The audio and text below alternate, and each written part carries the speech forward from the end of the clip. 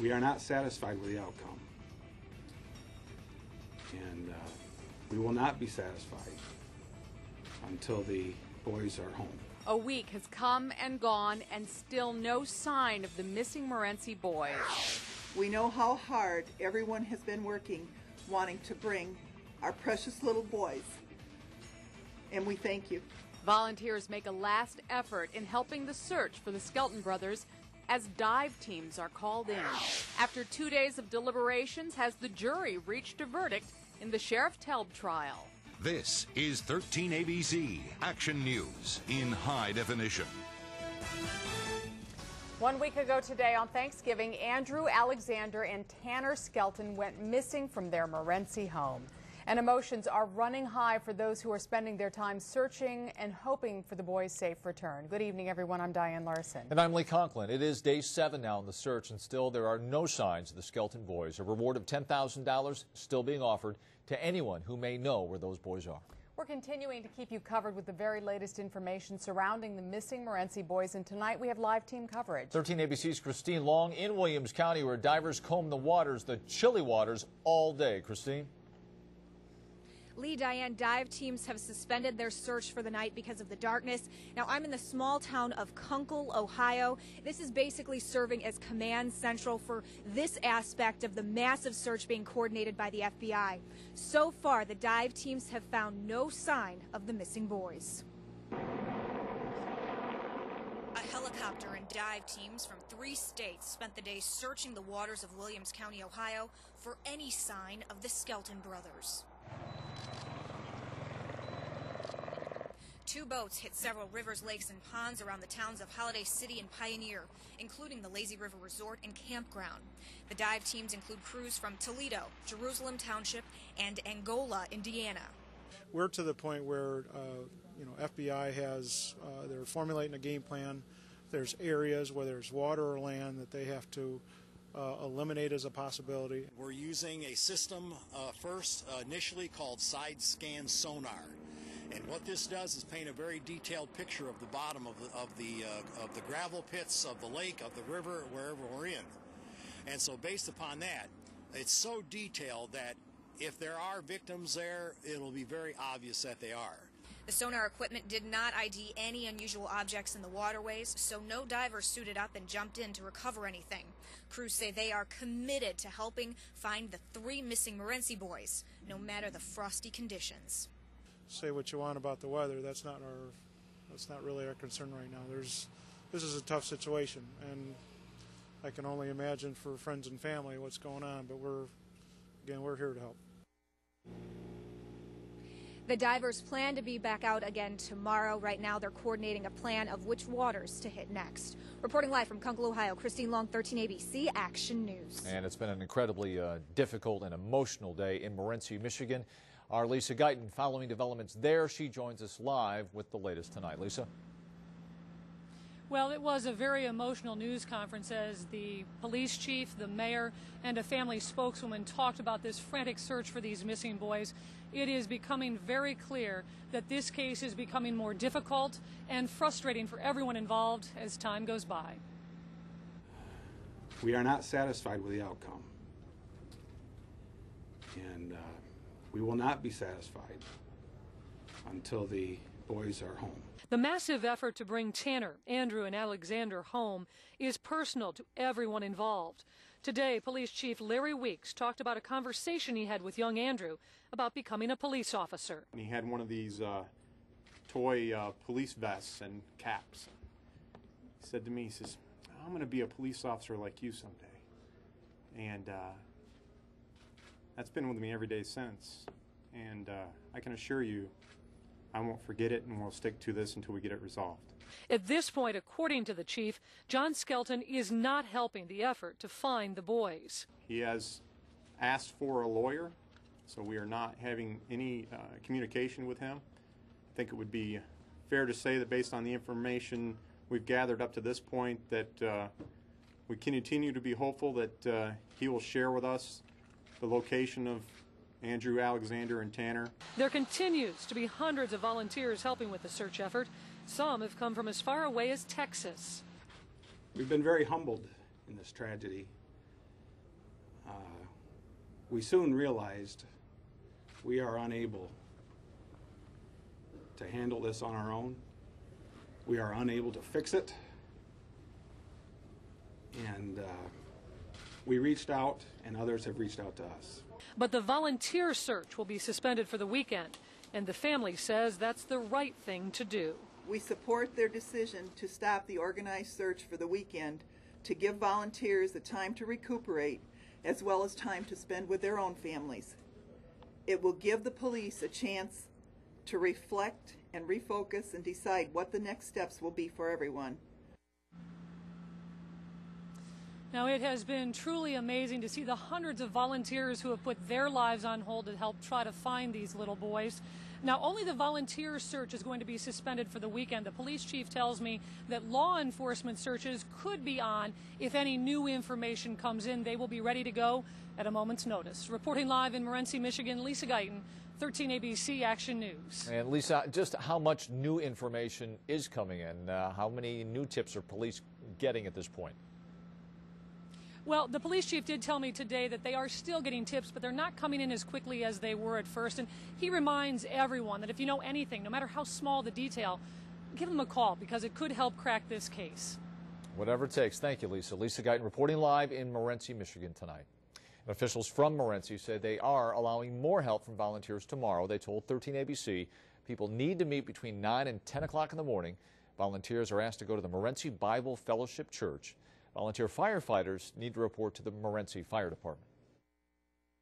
To John, if you know where they're at, please tell us. And new details surrounding the father of the missing boys. A source tells 13 ABC that John Skelton had a contact visit with a family member yesterday. At the end of the visit, Skelton yelled out, "Help find my kids."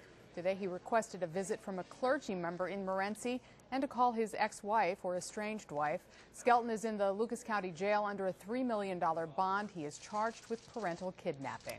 Been a tough week, a very difficult week in Morenci Elementary School, where all 3 boys attended. Teachers and other staffers trying to provide the students with some sense of normalcy, all while being sensitive to their needs. Extra counselors are on hand, as well as a county crisis response team.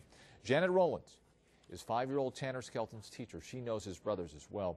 She says her class is trying to cope by sharing stories. Tanner, one day, I have alphabet puppets, and he had the A puppet, the alligator, and the little girl wanted it because her name starts with A. And he went right over to her and said, "Here, you can have this puppet." And Mrs. Rowlands remaining hopeful. She's even planning a party when the boys return. And it's been an emotional week for people in Morenci, and today some of that emotion spilled out in a news conference with the police chief and the mayor. Though woefully inadequate, we say thanks. That's all we have to offer you is our thanks. Certainly at this point, the information we continue to receive into our command post and the tip line has begun to not be as frequent, not getting as many calls as we were initially. But as I've said all along, I'm not giving up. I don't believe it's a stalemate. We'll continue to press ahead. Whatever obstacles in our way, we'll use whatever legal means necessary to move through them or around them and continue on. Those men and women that have actually done the searching have been tireless. It is unbelievable to us that volunteers have come from states as far away as Texas. We know how hard everyone has been working, wanting to bring our precious little boys, and we thank you. And be sure to stick with 13 ABC for any updates on the missing Morenci boys, both on air and online at 13abc.com, Facebook and Twitter. And of course, the minute any new information breaks in this investigation, we will bring it to you live on air. In other news tonight, the jury has just retired for the night in the trial of Lucas County Sheriff James Telb and 3 other current or former Sheriff's Office employees. 13 ABC's Jennifer Gerald on the case once again here down at the federal courthouse. And Jen, any indication the jury is getting closer to a verdict here? Well, we all thought inside the courthouse today, we were all talking about it, thought they were going to deliver a verdict today because they stayed later than they did yesterday. Just left probably 5 minutes ago. Yesterday they left at 4 o'clock in the afternoon, so we thought they were getting close, but they're coming back tomorrow at 8:30. They spent 9.5 hours deliberating today, 7 hours deliberating yesterday. The jury, again, must deliver a verdict on 12 separate counts involving 4 different defendants: Sheriff Telb, Captain Robert McBroom, retired Sergeant John Gray, and retired Deputy Jay Schmeltz. They're all charged with crimes associated with the death of Lucas County Jail inmate Carlton Benton and the alleged cover-up. Now, each defendant and each count will be considered separately of one another. And again, the jury just left probably 5 minutes ago. They're expected to return tomorrow at 8:30. Of course, we will be here. Reporting live downtown, Jennifer Gerald, 13 ABC Action News. A Toledo murder suspect who turned himself into police will spend 6 years in prison. 18-year-old Jonathan Jackson was sentenced for the shooting death of Donald Corrigan. Jackson pleaded no contest last month to involuntary manslaughter with a gun specification. Police say Jackson shot and killed Corrigan in a gun battle on Arlington Avenue back in May. Another Toledo man also sentenced to 6 years behind bars after police say he was involved in shooting a Burger King manager. 25-year-old Jermaine Stokes was sentenced 3 years for the robbery plus 3 more years for the gun specification. Stokes' co-defendant Robin Ensley faces up to 5 years in prison when sentenced on December 15th. Toledo police say both were robbing the BK on Reynolds Road over the summer when Stokes shot James Harding in the thigh. The results are finally in. All right, coming up next, 1 month to the day after Election Day, resolution in one race and one issue in Lucas County. Looks like sun will come in for a brief period on Friday, then back out for the weekend, and the cold comes back as well.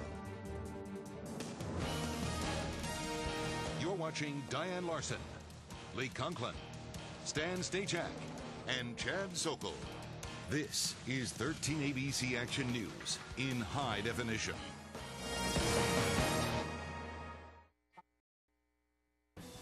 In Vote 2010 news tonight, after a recount, Democrat Carol Contrada has been confirmed as Lucas County's next commissioner. She defeated Republican George Sarantu by less than 200 votes.